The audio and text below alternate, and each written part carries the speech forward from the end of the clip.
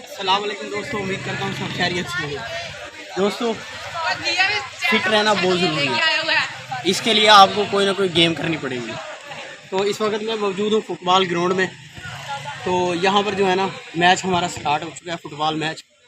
तो मैं आपको बताना चाहता हूँ कि आपकी सेहत आपकी फ़िटनेस से जुड़ी हुई है।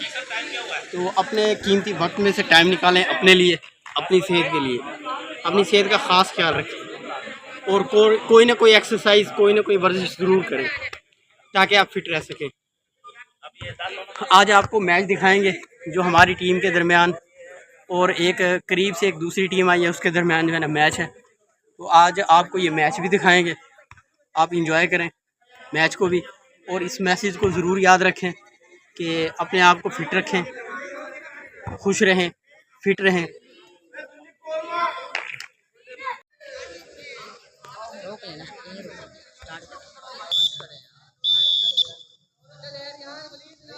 मैच जो है ना स्टार्ट हो चुका है।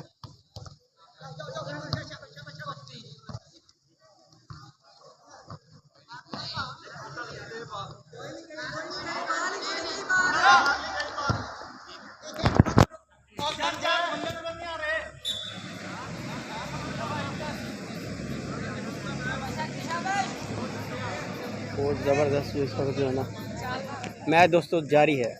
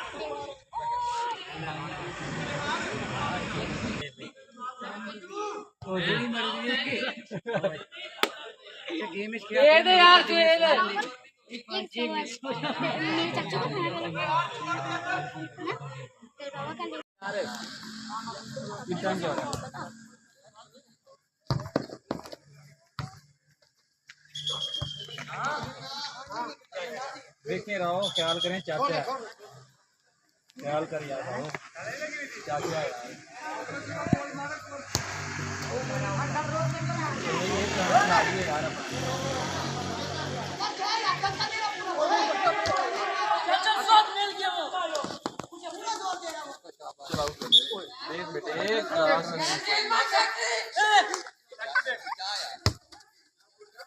अली साहब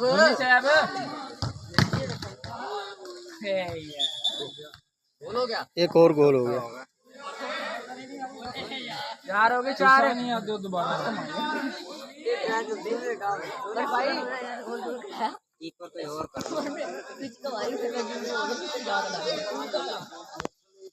उसके बाद वो मैं डर गया, उसके बाद ये हो जाएगा।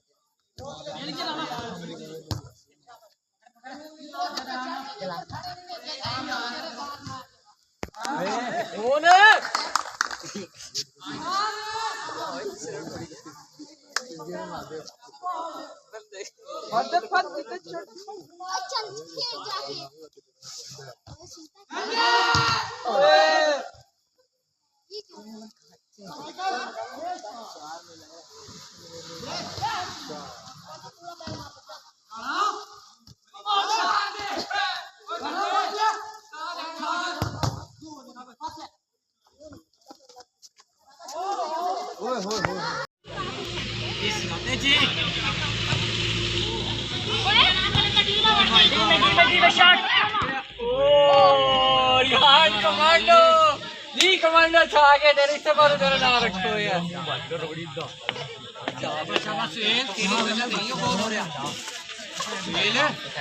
तेरी वजह से नहीं गिरा गुड गुड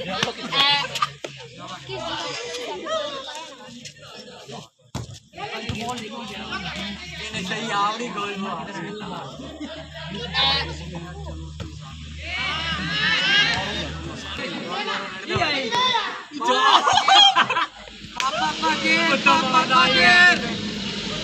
जी हमें मत्था मार हुए नहीं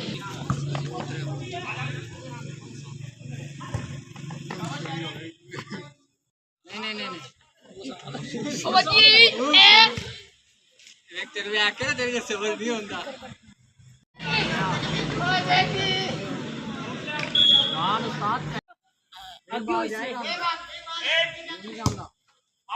छोटा तेज खड़ा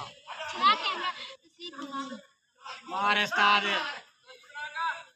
एफ को वलीद आज वलीद तो है ही नहीं इधर आ बड़ी दिन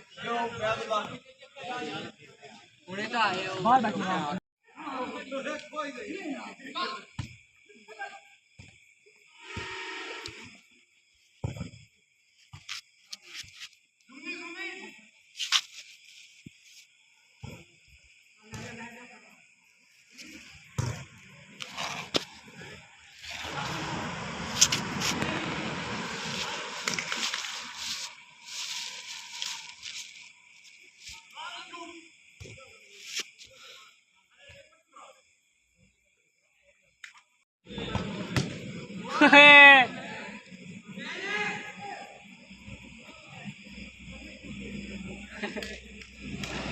अब्दुल मान के बच्चे आ जा यार चला यार आजा